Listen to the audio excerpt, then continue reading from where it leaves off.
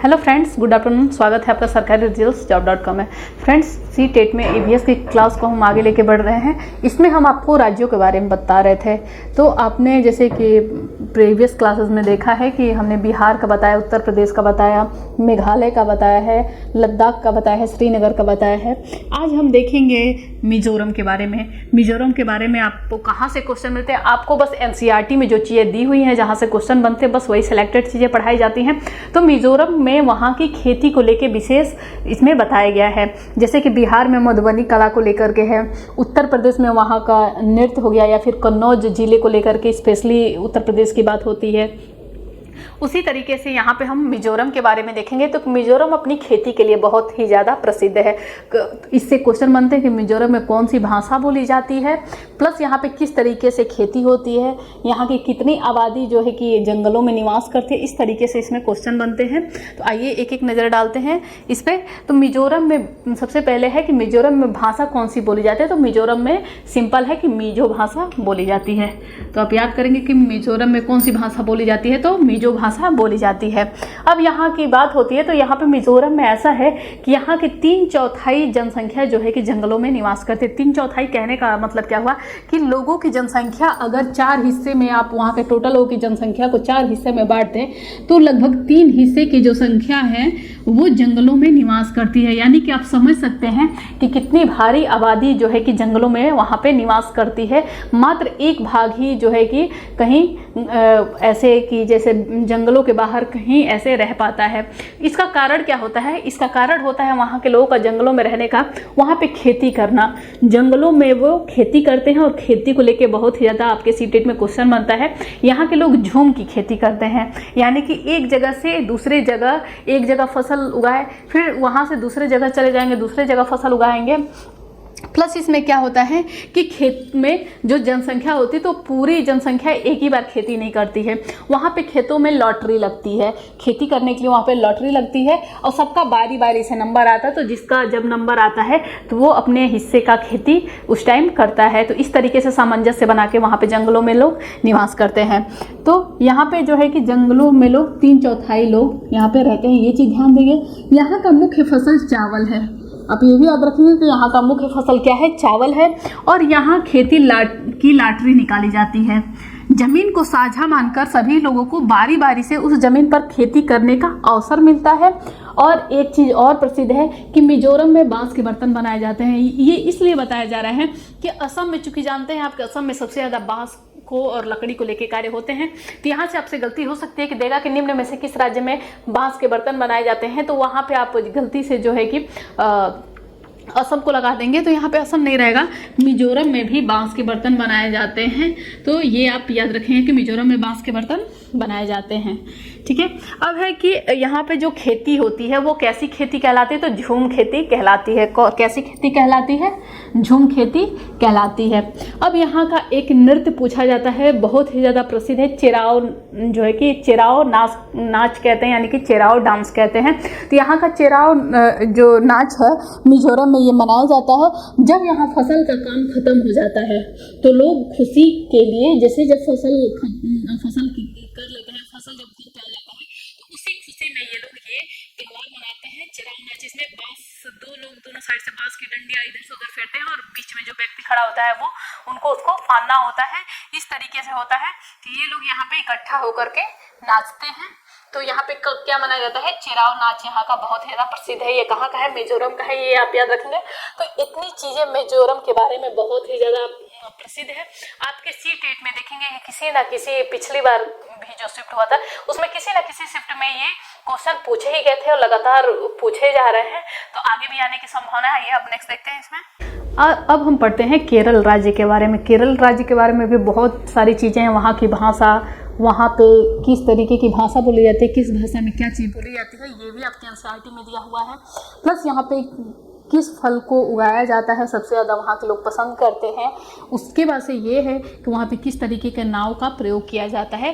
तो ये सारी चीज़ें हम देखेंगे। तो इसमें पहला है कि केरल में टेपियोका उगाया जाता है। ये ज़मीन के अंदर उगाया जाता है। टेपियोका फल को आप यूँ समझेंगे कि जिस तरीके से इसको इंग्लिश में स्वीट पोटैटो की तरह कह सकते हैं। स्वीट पोटैटो एक तरीके का होता है जिसको उबाल करके खाया जाता है। यहाँ के लोग उबाल करके खाते हैं। तो हम लोग के उत्तर प्रदेश में अगर देखेंगे तो इसको जो है कि गंजी नाम दिया जाता है। अलग अलग राज्यों में इसको अलग अलग नाम से आता है, लेकिन इंग्लिश में इसको स्वीट पोटैटो तरह का होता है और इसको उबाल करके खाया जाता है। ज़मीन के अंदर पाया जाता है, ठीक है। और इसको केरल में जो है कि टेपियोका को कप्पा भी कहा जाता है। तो ये आप याद रखेंगे कि इसको क्या कहा जाता है, कप्पा भी कहा जाता है। ये आपके एनसीईआरटी में कई बार पूछा है कि टेपियोका को और किस नाम से जाना जाता है, तो कप्पा के नाम से जाना जाता है।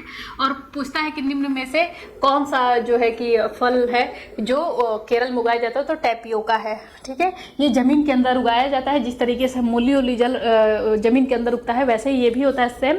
और जो है कि इसको लोग उबाल के जिस तरीके से आलू होता है सेम वैसे होता है, बस ये जो है कि स्वाद में मीठा होता है, आलू से ज़्यादा मीठा होता है, स्वीट पोटैटो होता है। अब नेक्स्ट देखते हैं यहाँ पे कि यहाँ पे जो है कि नाव के बारे में। तो यहाँ दो तरीके की नाव होती है। पहला है कि बल्लम नाव, बल्लम लकड़ी की बनी छोटी नाव होती है। बल्लम के बारे में होता है, तो बल्लम लकड़ी की बनी छोटी नाव होती है जो केरल में पाई जाती है, ठीक है। तो आप एक तो बल्लम के बारे में जानेंगे, ये छोटी नाव होती है। बल्लम जो है छोटी नाव होती है, ये आप याद रखेंगे। कहाँ पाई जाती है, तो ये केरल में पाई जाती है। केरल में दो नावें पाई जाती हैं, एक फेरी नाव पाई जाती है और एक बल्लम नाव पाई जाती है। तो एक स्थान से दूसरे स्थान तक आवागमन के लिए हम फेरी नाव, जैसे फेरी लगाना यानी कि एक जगह से दूसरी जगह आवागमन करना, तो उसके लिए हम फेरी नाव का यूज वहाँ के लोग करते हैं। जबकि बल्लम जो है छोटी नाव होती है, छोटे मोटे कामों के लिए इसका यूज किया जाता है वहाँ पे। अब है कि केरल में मलयालम भाषा बोली जाती है। आपसे जिस तरीके से मिजोरम में मिजो भाषा बोली जाती है, उस तरीके से केरल में मलयालम भाषा बोली जाती है, ठीक है। अब जो है कि आपके एनसीईआरटी में दिया हुआ है कि वहाँ पे मलयालम में जो है कि जिस तरीके से हम लोग यहाँ पे है कि अपनी माँ की बड़ी बहन को क्या बोलते हैं, मौसी बोलते हैं, लेकिन वहाँ पे मलयालम भाषा में अलग अलग शब्दों में बोला जाता है। तो आइए कुछ आपके एनसीईआरटी में दिए हुए हैं और एग्जाम में पूछते भी हैं, तो इसलिए इसको जानना जरूरी है। तो मलयालम में माँ की बड़ी बहन को जो है कि बलियम्मा कहते हैं, बलियम्मा। ये आपके क्वेश्चन में पूछता भी है। तो माँ की बड़ी बहन को क्या कहा जाता है, माँ की बड़ी बहन को बलियम्मा कहा जाता है। और नानी को क्या कहा जाता है, अमुम्मा कहा जाता है, यानी कि अम्मा की अम्मा, अमुम्मा। नानी और नानी को क्या कहा जाता है, नानी को अमुम्मा कहते हैं, ठीक है, यानी कि अम्मा की अम्मा, अमुम्मा। अब है कि चाचा को चिटप्पन कहा जाता है।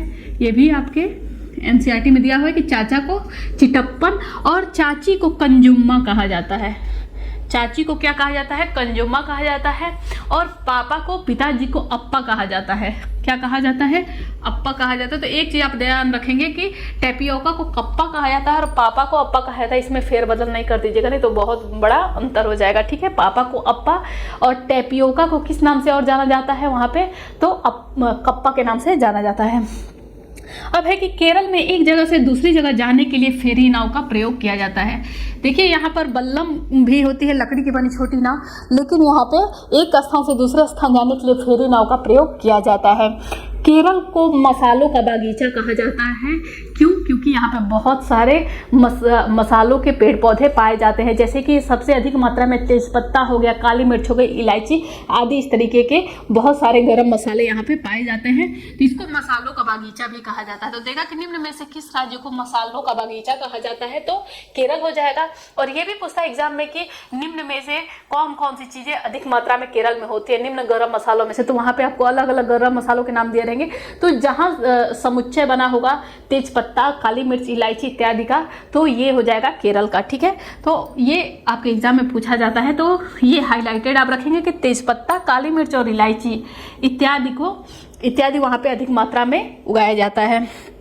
अब यहाँ पे है कि यहाँ केले के फूल की सब्जी बनाई जाती है। जैसा कि आपने उत्तर प्रदेश के बारे में पढ़ा था कि उत्तर प्रदेश में कचनार के फूलों की सब्जी बहुत बनाई जाती है, तो उत्तर प्रदेश में कचनार के फूलों की सब्जी, जबकि केरल में केले की फूलों की सब्जी बनाई जाती है। तो ये भी पूछता है कि किस राज्य में केले के फूलों की सब्जी बनाई जाती है, तो केरल में बहुत ही ज़्यादा होता है केले के पौधे होते, तो तमिलनाडु में भी हैं, ठीक है, गोवा में भी है, लेकिन इधर केरल में जो है कि जो है केले के फूलों की सब्जी अत्यधिक मात्रा में बनाई जाती है। आइए हम नेक्स्ट देखते हैं। अब आइए आंध्र प्रदेश के बारे में देखते हैं।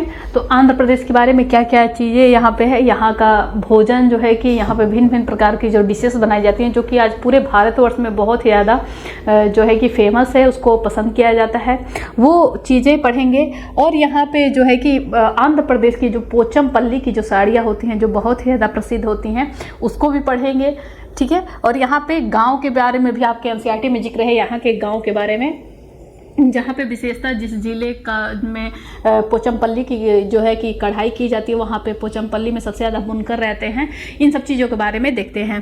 तो इसमें आंध्र प्रदेश में है कि नल्लामड़ा आंध्र प्रदेश में है। ये आपका जो है कि दे करके पूछता है कि ये निम्न में से किस राज्य में है। तो चूंकि आपके जितने एनसीईआरटी में चीज़ें दी हुई हैं, वही आपको एग्जाम के पैटर्न से आपको थोड़ा बहुत देखना है। तो नल्लामड़ा आंध्र प्रदेश में है। मुख्तारपुर गाँव आंध्र प्रदेश में है, आंध्र प्रदेश के पोचमपल्ली जिले में है। तो मुख्तार गांव का भी पूछता है, तो मुख्तारपुर गांव जो है, मुख्तारपुर गांव आप याद रखेंगे, ये किस जिले में है, ये आपसे पूछता है कि मुख्तारपुर गांव किस जिले में है, तो वो पोचमपल्ली जिले में है, ठीक है। और नल्लामड़ा भी आंध्र प्रदेश में है, उसी नल्लामड़ा में पोचमपल्ली जिला पड़ता है, और पोचमपल्ली जिले में जो है कि यहाँ पे मुख्तारपुर गांव पड़ता है, ठीक है। अब आइए नेक्स्ट देखते हैं इसमें कि आंध्र प्रदेश और तमिलनाडु के लोगों का सबसे प्रिय भोजन इडली, डोसा, बड़ा, सांबर और नारियल की चटनी है। ये बहुत ही ज़्यादा प्रसिद्ध है। तो ये आप देखेंगे कि कहाँ कहाँ आंध्र प्रदेश और तमिलनाडु के लोगों का सबसे प्रिय भोजन क्या क्या है। इडली, डोसा, बड़ा, सांभर और नारियल की चटनी है, ये आप देखेंगे। अब आइए यहाँ पे साड़ी की बात कर लेते हैं, जो कि बहुत ही ज़्यादा प्रसिद्ध है और आपके एग्जाम में बहुत ज़्यादा पूछा जाता है। तो पोचमपल्ली जिला तेलंगाना में है। आपसे पूछता है कि कहाँ पड़ता है, तो तेलंगाना में है। इस जिले के अधिकतर लोग बुनकर हैं, अतः इस बुनाई को पोचमपल्ली व कलमकारी के नाम से भी जाना जाता है। ये चमकदार साड़ियों के लिए प्रसिद्ध है। जो पोचमपल्ली जो होती है साड़ी, जैसा कि आपने देखा था कि लद्दाख में जो है कि पश्मीना के साथ प्रसिद्ध है, उसी तरीके से पोचमपल्ली जो कि तेलंगाना में पड़ता है, पोचमपल्ली जिला। तो अब तो ये जो है कि आंध्र प्रदेश से ये अलग हो चुका है, तेलंगाना एक अलग ही राज्य बन चुका है। तो इसमें क्या है कि जो पोचमपल्ली की साड़ियाँ होती हैं, ये चमकदार होती हैं और ये बहुत ही ज़्यादा प्रसिद्ध हैं अपनी खूबसूरती के लिए। तो इनको चूँकि ये पोचमपल्ली जिले में पड़ता है, इसलिए इस कढ़ाई का नाम पोचमपल्ली रखा गया है। इसको पोचमपल्ली या कलमकारी भी कहते हैं, ठीक है। तो ये आप याद रखेंगे। और जो है कि पोचमपल्ली जिले में अधिकतर बुनकर पाए जाते हैं। और पोचमपल्ली का एग्जैक्ट पूछता है तो आप तेलंगाना बताएंगे, ठीक है। और नल्लामड़ा कहाँ पड़ता है, आंध्र प्रदेश में पड़ता है। अब आइए कर्नाटक के बारे में देख लेते हैं। तो कर्नाटक में कुछ ज़्यादा नहीं पूछा जाता है, बस यहाँ पे एक दो विशेष गांव का नाम दिया हुआ है, प्लस यहाँ की भाषा क्या है। और यहाँ पे एक कर्नाटक में एक चीज़ है कि बच्चों के लिए जो है कि बच्चों के लिए एक संघ बना हुआ है, ये किस गांव में पड़ता है, ये आपके एनसीईआरटी बस इतनी चीज़ें मेंशन है, तो वो देख लेंगे। तो कर्नाटक में कन्नड़ भाषा बोली जाती है। कौन सी भाषा बोली जाती है, कन्नड़ भाषा बोली जाती है। जिस तरीके से जो है कि मिजोरम में मिजो भाषा बोली जाती है, केरल में मलयालम बोला जाता है, उसी तरीके से कर्नाटक में कन्नड़ भाषा बोली जाती है। वेलवनिका गांव कर्नाटक में है। ये देता है जिस तरीके से दे देगा कि नल्लामड़ा कहाँ पड़ता है या फिर वेलवनिका गांव कहाँ पड़ता है। तो ये एक दो नाम एनसीईआरटी में आपके दिए हुए हैं, तो याद रखेंगे। नल्लामड़ा कहता है तो आंध्र प्रदेश में है, वहीं पे वेलवनिका गांव कहता है तो ये कहाँ पे, कर्नाटक में है। अब है कि होलगुंडी गाँव। ये होलगुंडी गाँव का क्यों दिया है, ये अपने आप में किस लिए फेमस है। तो होलगुंडी गाँव पहले तो किस में पड़ता है, कर्नाटक में पड़ता है। किसके लिए प्रसिद्ध है, तो बच्चों की पंचायत बीमा संघ के लिए प्रसिद्ध है। बच्चों की पंचायत बीमा संघ के लिए ये प्रसिद्ध है। ये होलीगुंडी गांव में ही ये पड़ता है, होलीगुंडी गांव में ही ये पड़ता है। तो होलीगुंडी गांव कर्नाटक में है। बच्चों के पंचायत बीमा संघ होलीगुंडी गांव में है। ठीक है, आइए हम नेक्स्ट देख लेते हैं। अब हम मुंबई सिटी के बारे में देखते हैं। मुंबई की सिटी के बारे में बहुत ही ज़्यादा डिटेल में आपके एनसीईआरटी में दिया हुआ है और एक एक पॉइंट इंपॉर्टेंट है। तो आइए देखते हैं हम। मुंबई भारत का सबसे बड़ा शहर है। यहाँ पे एक चीज़ आप ध्यान देंगे कि यहाँ पे राज्य की बात नहीं हो रही कि सबसे बड़ा राज्य कौन सा है, या फिर जनसंख्या में, या फिर क्षेत्रफल में। यहाँ पे सिटी की बात हो रही है, शहर की बात हो रही है। तो जितने भी शहर हैं भारत में, उसमें मुंबई सबसे बड़ा शहर है। ठीक है, तो मुंबई भारत में सबसे बड़ा शहर है। अब है कि विक्टोरिया टर्मिनल रेलवे स्टेशन, ये भी कहाँ पड़ता है, ये मुंबई में पड़ता है, लेकिन इसका नाम अब बदल के छत्रपति शिवाजी महाराज हो गया है। तो आप याद रखेंगे, आपके एनसीईआरटी में अभी ये पुराना नाम दिया हुआ है विक्टोरिया टर्मिनल रेलवे स्टेशन, लेकिन एग्जाम में हो सकता है कि ये छत्रपति शिवाजी महाराज के नाम से हो, क्योंकि इसका नया नाम अभी रख दिया गया है। छत्रपति शिवाजी महाराज रेलवे स्टेशन जो है वो भी कहाँ है, मुंबई में ही पड़ता है। और एक चीज़ और मुंबई के बारे में प्रसिद्ध है कि सबसे पहले जब देश आज़ाद भी नहीं हुआ था, आज़ाद की बात तो छोड़िए, जब पहली बार जो है कि स्वतंत्रता के लिए जो एक सुगबुगाहट उठी थी 1857 में मंगल पांडे के द्वारा, उससे पहले ही भारत में मुंबई से थाने में जो है कि रेलगाड़ी चलाई गई थी। वो कब था, 16 अप्रैल 1853 वो सन था। तो ये सन आप याद रखेंगे कि 16 अप्रैल 1853 को मुंबई से थाने के बीच जो है रेलगाड़ी चलाई गई थी। तो ये आप याद रखें कि सर्वप्रथम पूछता है कि भारत में कब रेलगाड़ी चलाई गई थी, तो 16 अप्रैल 1853 को मुंबई से थाने के बीच पहली बार, कहाँ से कहाँ तक पूछता है, तो मुंबई से थाने के बीच पहली बार रेलगाड़ी चली थी। अब है इसमें कि नागपांडा और अफसाना मंसूरी बास्केटबॉल टीम मुंबई में है। बास्केटबॉल टीम मुंबई में है। आप ये याद रखेंगे कि बास्केटबॉल टीम है नागपांडा और अफसाना। ये अफसाना मसूरी बास्केटबॉल टीम कहाँ पे है, मुंबई में है। तो आप ये नाम याद रखेंगे, ये बास्केटबॉल टीम है नागपांडा और अफसाना मंसूरी। अब है कि सोलापुर मुंबई में है। सोलापुर भी जो है कि बहुत बार पूछता है, तो सोलापुर कहाँ है, मुंबई में है। जैसे कि आप देखें कि नल्ला मड़ा कहाँ पड़ता है, तो आंध्र प्रदेश में पड़ता है, उसी तरीके से पूछ सकता है कि सोलापुर कहाँ है, तो सोलापुर मुंबई में है। जबकि बाजार गांव का भी बहुत आता है, तो जबकि बाजार गांव महाराष्ट्र में है।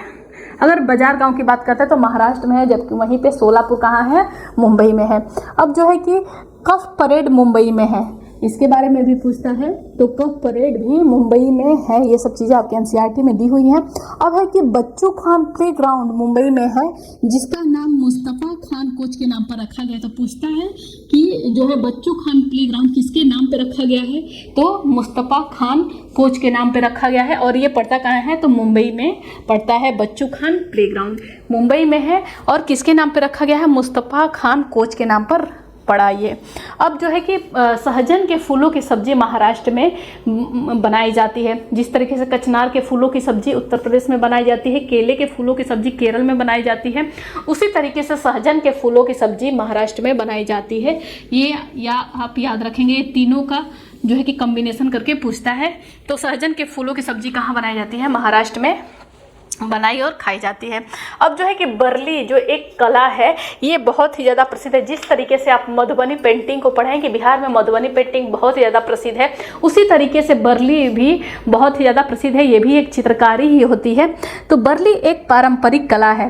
इसमें अंतर क्या है कि जो मधुबनी पेंटिंग होती है उसमें जो है कि चावल को पीस करके उसमें प्राकृतिक रंगों का उपयोग करते हैं। प्राकृतिक रंग के लिए नील मिलाते हैं, उसमें नील हो जाता है, हल्दी हो जाता है, फूलों के रंग से उसका कलर बनाया जाता है, पेड़ पौधों से उसका रंग बनाया जाता है।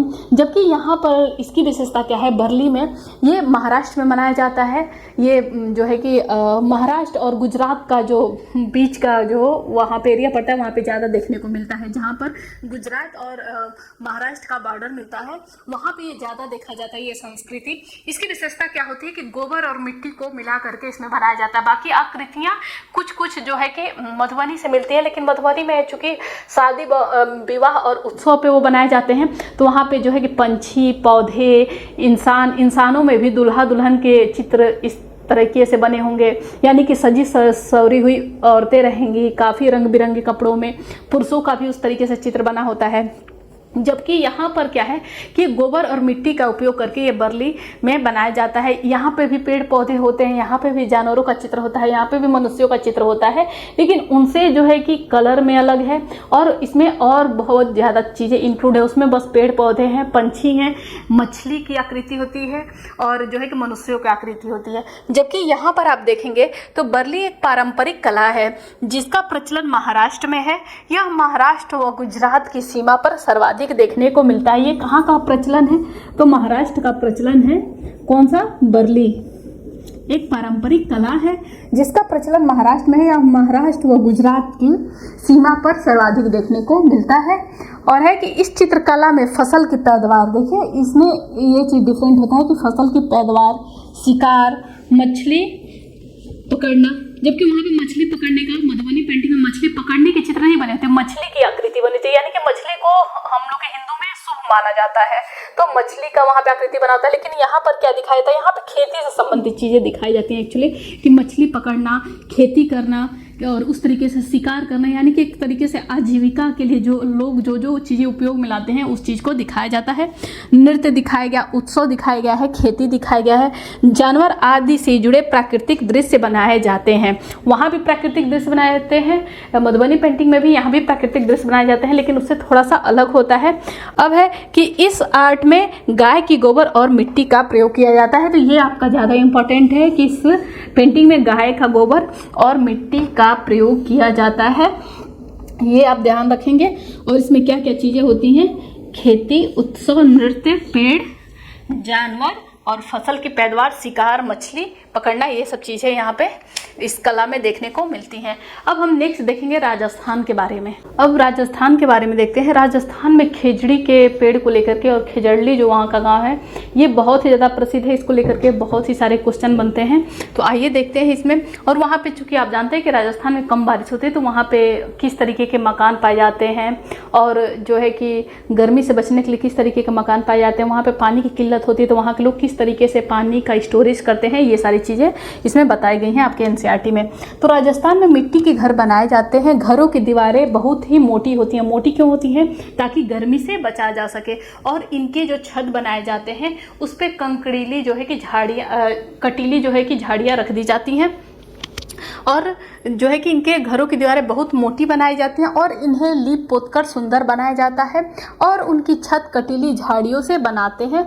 और जो है कि राजस्थान में वहाँ के घर की तो ये विशेषता होगी पहले कि मिट्टी के घर बनाए जाते हैं, दीवारें बहुत ही मोटी होती हैं और इन्हें लीप पोतकर सुंदर बनाया जाता है तथा जो है कि छतों पे कटीली झाड़ियाँ रख देते हैं। अब है कि राजस्थान में टैंक यानी कि जहाँ पे पानी होता है, जिसको हम लोग टंकी भी बोलते हैं, तो राजस्थान में टैंक को टैंका कहा जाता है। अब है क्या कहा जाता है? टैंका कहा जाता है। अपने जो है कि ये किस तरीके से आप पानी का स्टोरेज करते हैं ये देखते हैं। तो अपने आंगन की ज़मीन में गड्ढा खोदकर टैंक का निर्माण करते हैं और अपनी छतों को ढालनुमा बनाते हैं।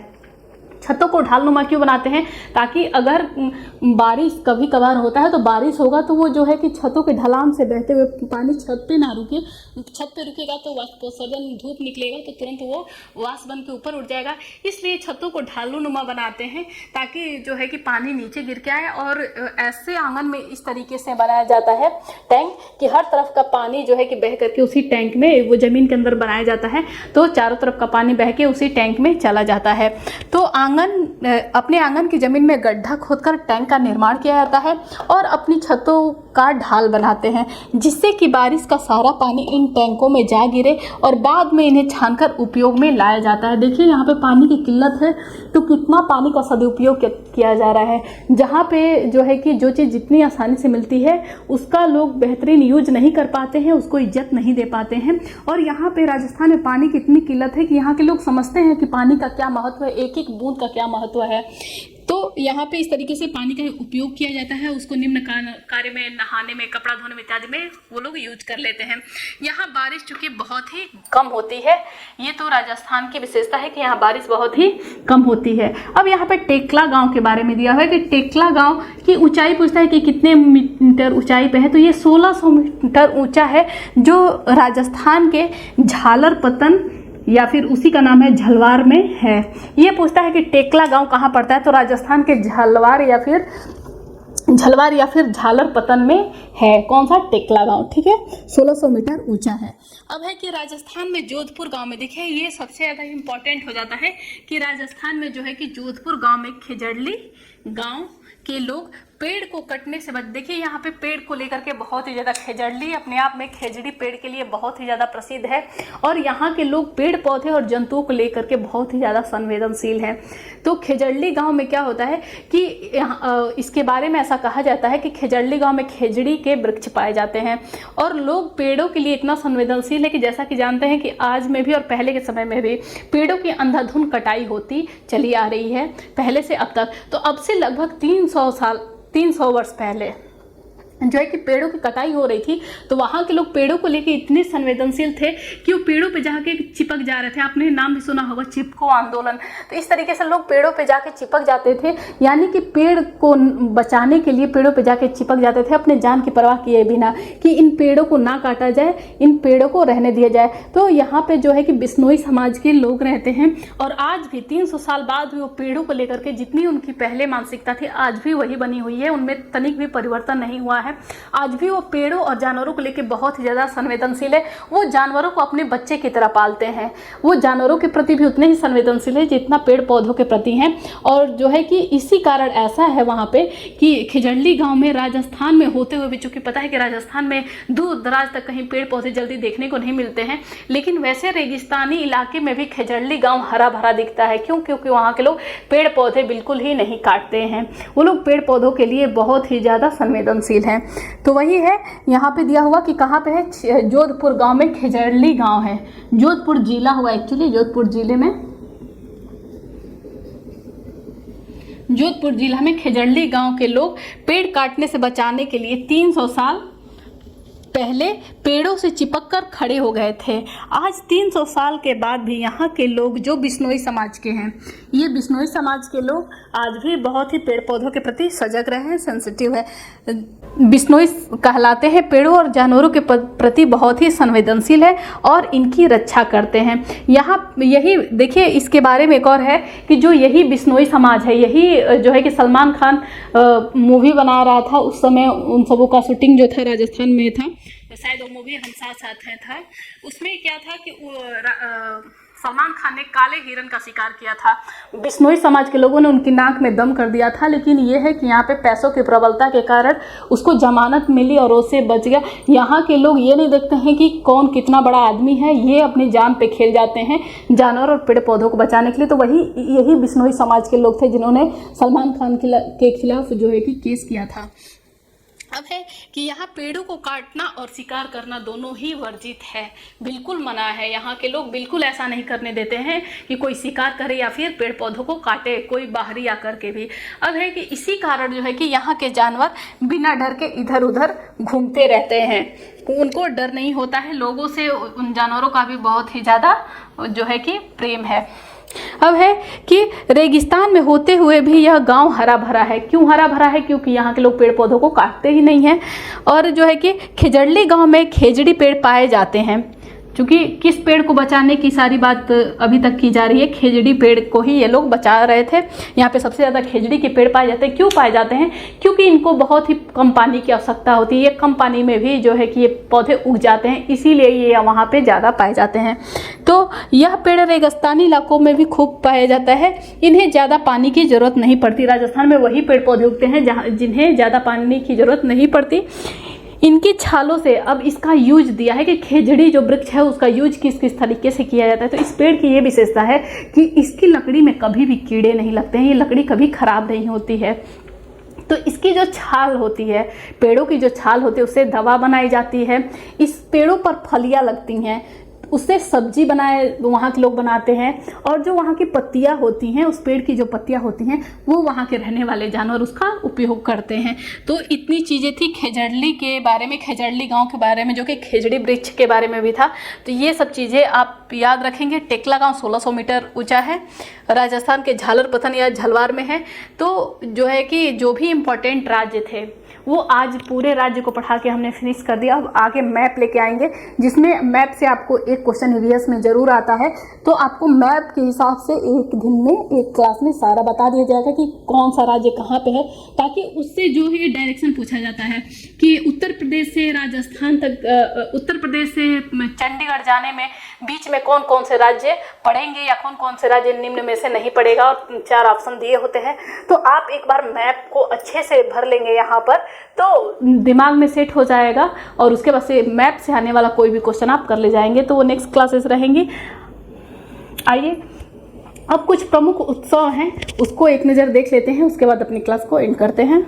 अब जो है कि निम्न राज्यों के त्यौहार, ऐसे तो हर एक राज्य में बहुत सारे त्यौहार मनाए जाते हैं, लेकिन आपके एनसीईआरटी में जो दिया हुआ है तो यहाँ पे एक कलेक्शन है कि राज्यों के प्रमुख त्यौहार। यहाँ पे एक बार आप एक नज़र देख लेंगे, क्योंकि इनमें से भी क्वेश्चन बनते हैं। तो तिल संक्रांति यानी कि मकर संक्रांति कहाँ कहाँ मनाया जाता है, किन किन राज्यों में मनाया जाता है, तो ये मनाया जाता है, सबसे पहले हम लिखेंगे कि उत्तर प्रदेश, दूसरा क्या हो जाता है, बिहार हो जाता है, हिंदी में लिखते हैं,